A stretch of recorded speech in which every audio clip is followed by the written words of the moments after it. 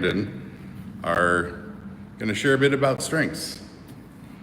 So, before I get started, I just want real quick, who is familiar with the Strength Finder and knows what it is?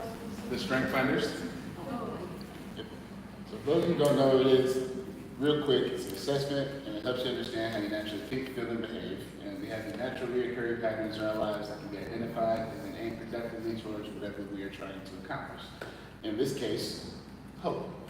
Andrew, you got an opinion. So I was going to say one thing, I was like, I don't know if I want to go there right anymore. But I did ask myself, like, what do I see in the morning? And I've always been a pretty optimistic person. I always see usually the bright side of things when I wake up in the morning. But realizing the work that we do, and realizing at some point it also shifted, and I started asking myself, how can I start creating hope for other people? And so for me, when I was introduced to the Strength Finder, it kind of like makes that it kind of triggered this journey of self-development and how can you, through your own self-development, then create your own hope. And through my own journey of it, I started off with, it kind of reminded me of what you talked about, but I started off with a gratitude journal. And literally waking up and writing like 10 things I was thankful for every morning. It was in a book called The Secret. And really just how that kind of helped shape my mindset. And then I moved into where I was working with this nonprofit that I helped start, and we were really trying to create hope for kids. Like, what is it that you want to do with your future? What is it that you want to focus on? How do you want to get there? And realizing like how powerful that is, just having hope for the future is one of the things even in therapy we had, like what's your hope for the future look like? And being able to do that was something that kind of, it led me to the Strength Finder. I got introduced to it by a Gallup recruiter, and she had told me, she was like, if you promise to always use it, I will pay for you to go up to Omaha, get certified in it. And so it was really something that then helped me see myself. And so within that, my top strengths are individualization. I love one-on-one interactions with people. I love understanding what makes people tick. Ideation, I love ideas, coming up with ideas. I usually, after I hear people talk for a certain period of time, I start coming up with ideas for them. Intellection, deep thinker, just love thinking and exercising the muscles of my brain. Arranger, getting people in place, seeing people's talents and skills, kind of playing that, kind of says puppet master, but it's really not that to me. Like, more so just an organization where people are, and then futuristic, being able to kind of peeking over the horizon and understanding what is to come. Understanding those things about myself is gave me the idea. I was like, wow, counseling sounds like an ideal place for me to be. I had heard about counseling in undergrad, and one of my teachers actually told me back then, oh, you'd be really good at it. And I didn't think about it for another like 10 years, and then decided I triggered the Strength Finder. Oh yeah, I can go back to school and do this. And so this process was something that started to generate hope. There was a future there. I kind of felt like I was spinning my wheels before that, and then really discovering who I am and how I can aim these things towards something. It actually kind of started changing my perspective on things. I started trying to aim it towards certain tasks, like how do I aim it towards this in particular, be a better person or a better dad or whatever it is. But then looking back into it, then it started to say, how can I build confidence within things about myself? And so having a strength like ideation is really this ability, like I can create things. I can go into the settings and be creative and do these things for myself in these ways that help other people. And so then realizing, okay, like finding the confidence in my strengths actually brought hope to all situations. Understanding that I'm very adaptable. When I was going up to Omaha, I was driving up there, my car broke down on the interstate. And rather than sitting there sulking about it, it was like, okay, be adaptable. How can we adapt to this situation right now? And so then looking at it, figuring those things out, like it allowed me to say, like, you can almost do anything. Like it's hope to say, like, I have so much confidence in my skills, I know how to apply them appropriately into all situations. And then understanding how to even structure my counseling. Lawrence is my supervisor, and understanding, I got to know him pretty quickly, and sitting there watching him do his sessions, there's things that I loved about it, and I tried to emulate, and then there's things I was just like, okay, that's not so much me. But the more I tried to copy him, the more frustration I was getting with myself. And so he was really telling me this message of you have to be true to who you are as a person. And really then discovering that, mean, he saw I started finding my theoretical orientation a lot better and just finding this comfortability where I felt like I was forcing things before. And when I felt like I was forcing it, I didn't feel like I had a lot of hope in it still. I was just like, this isn't me, this isn't comfortable, this isn't the route I feel like I should be on. But then when I stopped trying to go in that direction and focusing on, okay, do it in the way that best fits you, it did create hope for that future. Hope that I could actually help people create those lives that they want for themselves. And that became a very inspiring part of it. And then again, I said at one point, I check in with myself every morning. It's like, Brandon, how you doing today? So not only trying to see the optimism, but I try to see myself every morning. And creating that to say, like, who can I help today? How could I help someone? What opportunities do I have to help somebody else today? Even the simple language that we use versus I get to versus I have to. Waking up and saying I have to do something every morning is going to be very draining. I don't want to go do it at that point. Where if I get to do it, it's something that it's exciting. It's bringing you this sense of hope. And so I know we're splitting our time, so I'll keep mine a little bit shorter. I'll say I'll go pick up my daughter here in a little bit. But basically, it's this whole concept to me of self-actualization, becoming this best version of yourself, but learning within that process. A part of it is how do you create hope for yourself. And so Nick was saying with him discovering Strength Finder and how that helped with his own journey of that, the journey of being able to create or be able to like expand hope out there and kind of just exude that spirit of it, being very confident within who you are and saying I am very aligned, I'm congruent, and what you see is really what you're getting. I'm not hiding anything from you. And that is something that people then become drawn to because it's not something that you always get to see. And so really then, if anything, the message that I'm giving to you with the Strength Finder, use it as a map to experience, or as a map to explore what your own hope can look like. Because it's a roadmap to say, you literally get a 19-page book about yourself after you take it. And once you read through those things, always highlighting what stands out to you and saying, how do these things take place within me? How do I utilize these things? And how can I continue to practice these things to get the, I guess maybe the sides of it you don't enjoy out, but being able to say, how can I then use everything that I do well to aim it towards whatever I want? So I guess that would be my overall message within all this.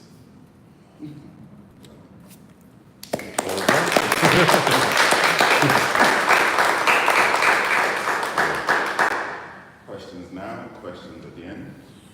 Maybe at the end if you have enough time. Okay. So, yes, I am a clinician, I am a therapist. So hope is kind of integrated in the work that I do, because obviously the people that come in to see me are very cynical, and trying to change those patterns is a goal. Sometimes I get caught up in that because I'm also a cynic as well.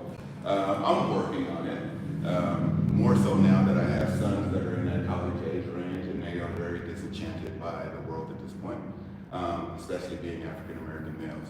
So that idea of empowering youth is something that I've become very focused on. And then meeting Brandon, who was like you said, a Strength Finders coach, and I'd been somewhat familiar with the strengths. And then when I met Brandon, I got way more in depth with the strength, like insanely in depth with it. So my strengths are intellection and ideation as well, but context, connectedness, and learner. So 4 in the strategic category, and then 1 in kind of the human relationship category, which was odd being a therapist. So, but, you know, it kind of makes sense that I'm also a chess player, and now I'm playing chess with people's lives. One of the things that I know with Brandon is when we first started talking was this idea of, theoretical orientation. And you go to school and you're like, man, I got to do this by the book. Context strength. Who are you? Right? Your context is a coach, a Strength Finders coach. And if you're going to become a therapist, you would be doing yourself a disservice if you weren't a therapist that offered strengths to others. So my relationship with Brandon then exploded into lots of different areas. We created the CEO initiative. not chief executive officer, but cognitive executive operations. So we've really started to focus with kids on developing their cognitive functioning skills, primarily cognitive flexibility, self-regulation, and impulse control, because those are the things that make my LPS people very stressed out. Right, so we do go to schools, we go to Park, mostly, and then we're there at Color, and then yes, we do peer groups at the Malone Center, and we're starting to implement this idea of the CEO initiative. A lot of it is a focus on, again, developing those cognitive processes. Yes, we focus on executive functioning skills, but we also include the other 4 cognitive processes. And then from that came this idea of the 5 C's.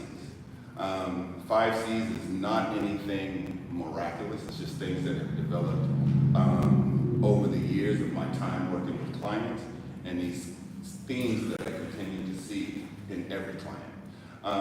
Initially, to walk through that door and ask for help requires courage.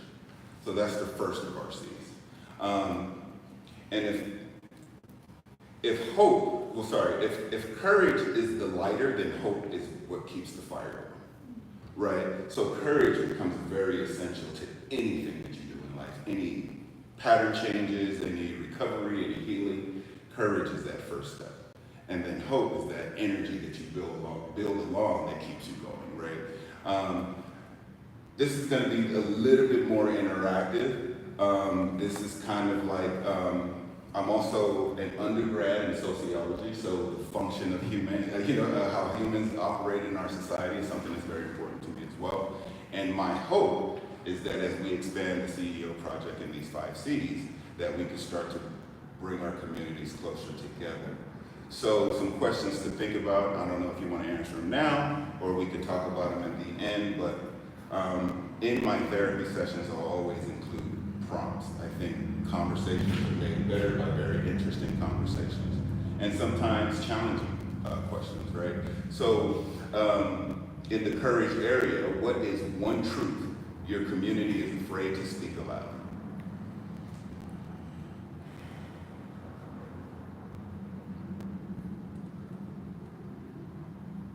What would change if someone named it out loud first?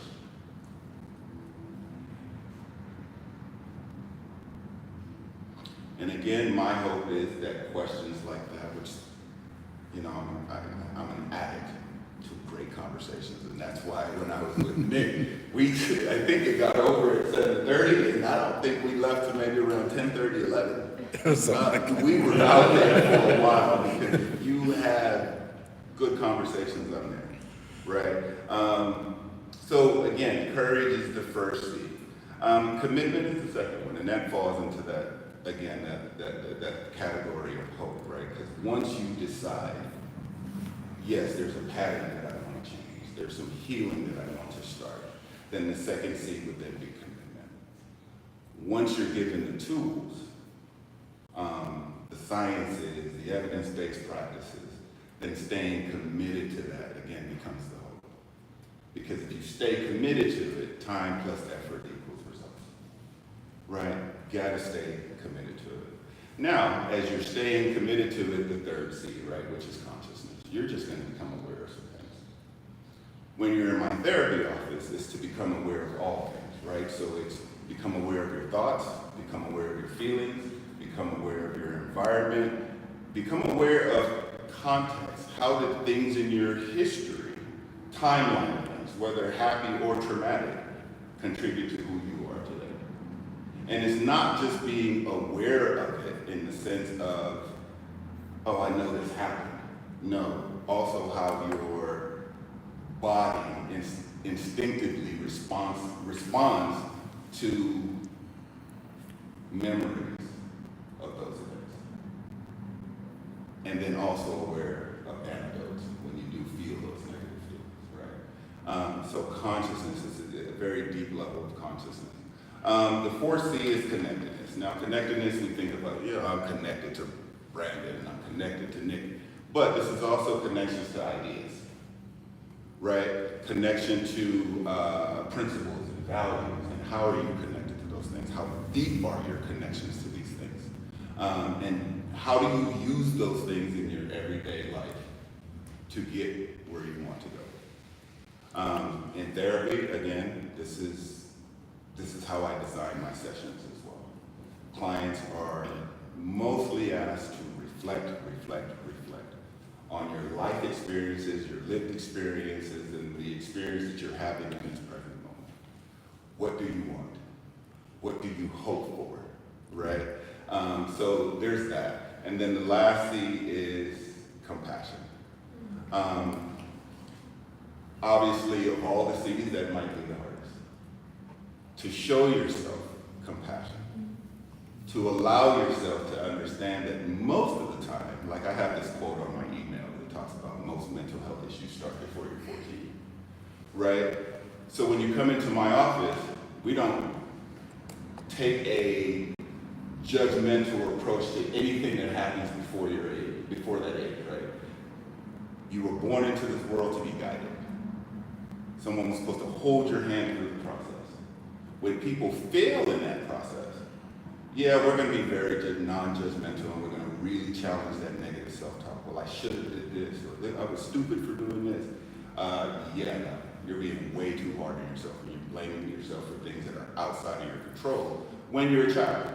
Now, when you're an adult, a little different.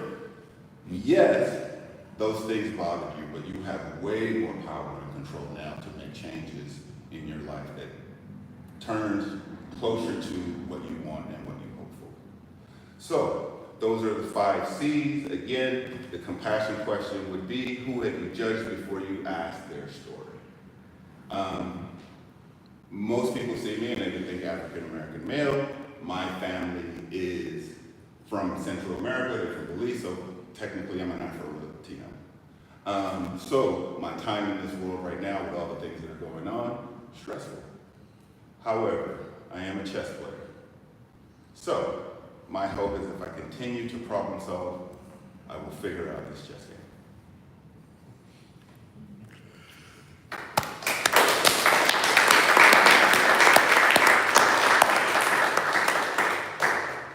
I wonder if you have questions for each other, maybe to start, and then maybe we'll let other people jump in too.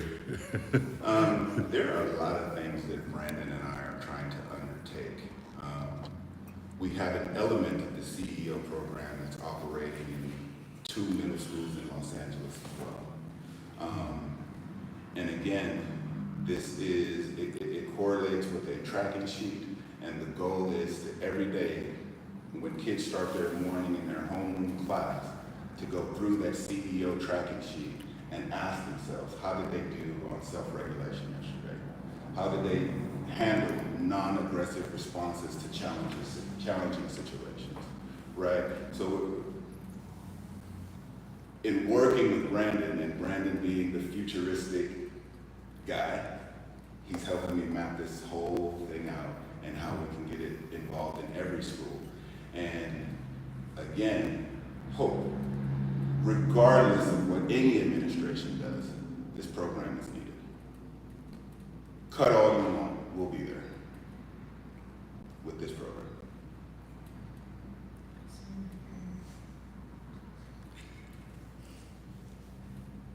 I mean, that's powerful.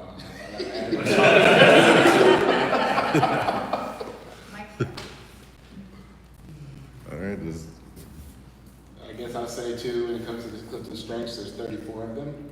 And I found it to be very helpful to understand all 34 of them because it just helps you understand people. And so even understanding then when Andrew's talking about like, what do you see in people, it does allow you to see things and understand things a little bit differently. There's one strength called restorative. People restorative are going to see the problem first, and they're going to execute through solving the problem. And so if they don't get stuck in just the problem, then they can actually move towards the solution for what those problems are. Sometimes when you're interacting with these people, you'll be like, I'm sharing something or an idea, and they're like, well, you think about this, or this problem, you just like, I just want them to be happy and think about it. But at the end of the day, their perspective is actually very valuable because it's helping you fill the holes in those gaps to actually make sure you can achieve it which again, all of the strengths can provide hope in certain ways. It's just going to look different, and understanding what your process looks like. I always compare the strengths, not all 34, but the top 5 to having your infinity stones. If you're a Marvel fan, right? Because once you have them, it's like now you can like snap your will into like place, right? And hopefully you don't want to snap half an existence out of it.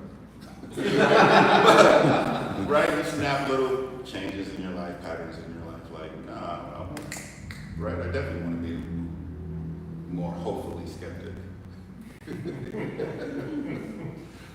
guess I have a question, sort of strengths related. Context and futuristic are they're not quite opposite, but they're very different. And so having futuristic and context, which is sort of looking to the past to know what you know now versus looking to the future based on what you know now. Do you find it like it makes you a better team because you have both of those aspects, or do you find it challenging to sort of see each other's point of view? So that's where the understanding piece comes into play. For me, so some people can have both of those strengths in their own top 5. And when I see those more contrasting strengths, I view them as superpowers. Like this person can see the entire timeline.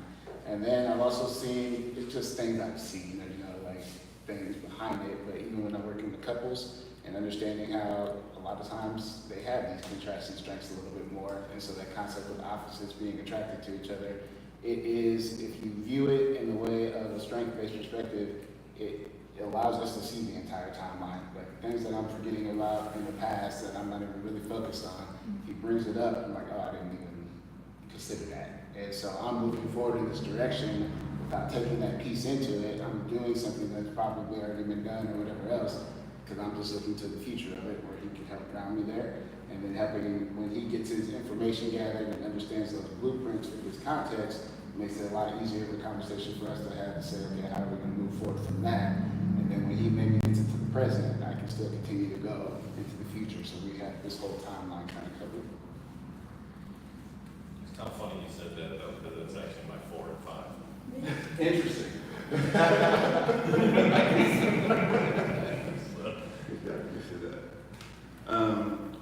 Great question, and I think, yes, I agree with Brandon in the sense that they do complement each other. I'm also universal consciousness, oneness focused, so regardless of what your differences are, I think you can work together if that's your choice.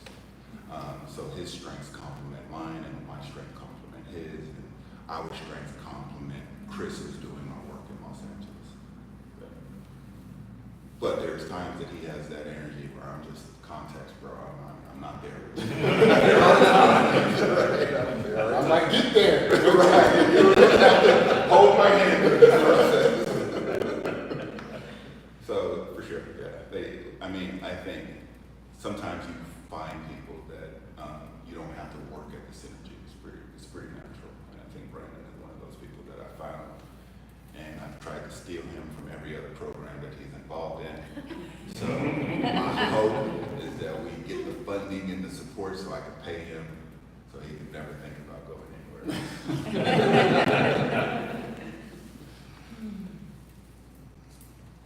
The one thing that struck me was your 5th C, the compassion, and your prompt was, who have you judged? What was it? Who have you judged without asking for story?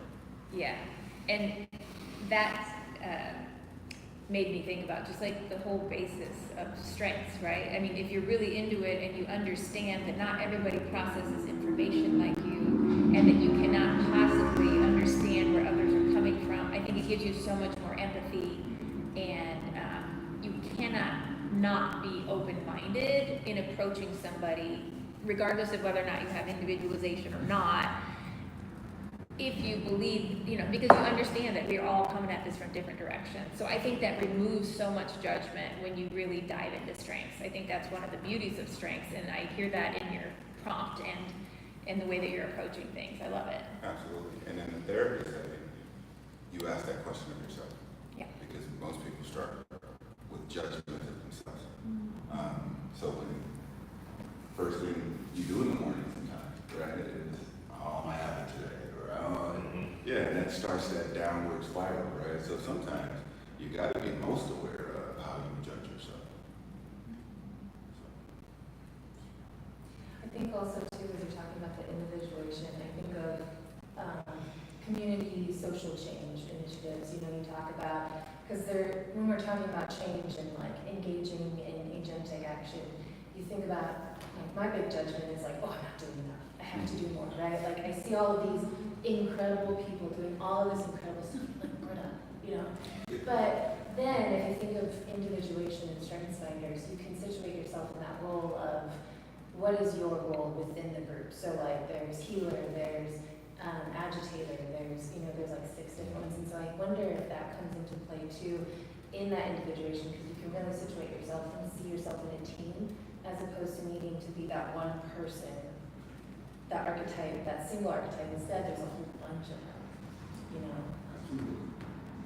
I mean, for me personally, again, as a therapist, it's understanding that this person works off better by themselves. They're strolling apart. They might want to walk away from the group because that's not their strength. Their strength is being off in the corner by themselves. But again, to be non-judgmental, if that's your strength and that's how you work best, then you're only going to make our team stronger by us.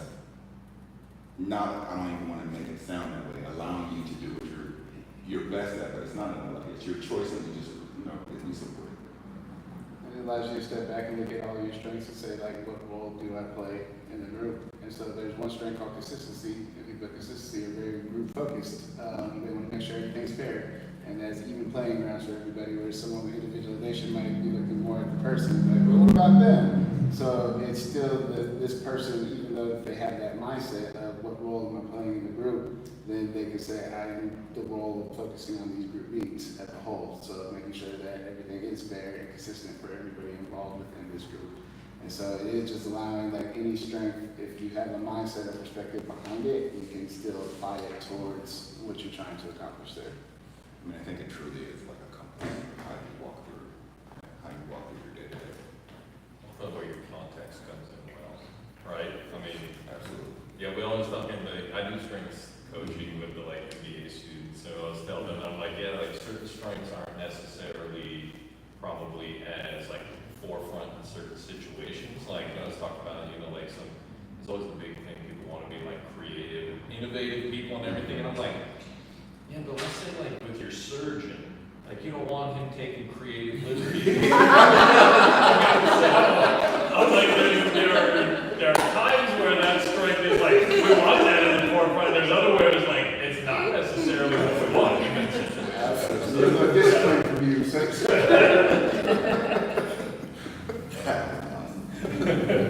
Absolutely. Yeah, no, I mean, context is how I navigate my day. And, we have great innovators in our history. And so we're very innovative people. Now it's how do we have a renaissance of innovation? It's kind of where the futuristic people that want to get to. Because I can see it and I can imagine it, but often Brandon is like, oh, you can talk to so-and-so, and hey, you need to meet so-and-so. Hey, there's a grant for that. And then it's just like, bro, I appreciate you so much. I was just stuck at it. We should be way more innovative. And I was probably, before I met Lawrence, I would get stuck in, I don't have all of the research, the data, everything I need to like show the history that this thing can work. And so he brought all of that in naturally, and just a great, easy way to say, okay, here it is. I can still live in this world in the future now.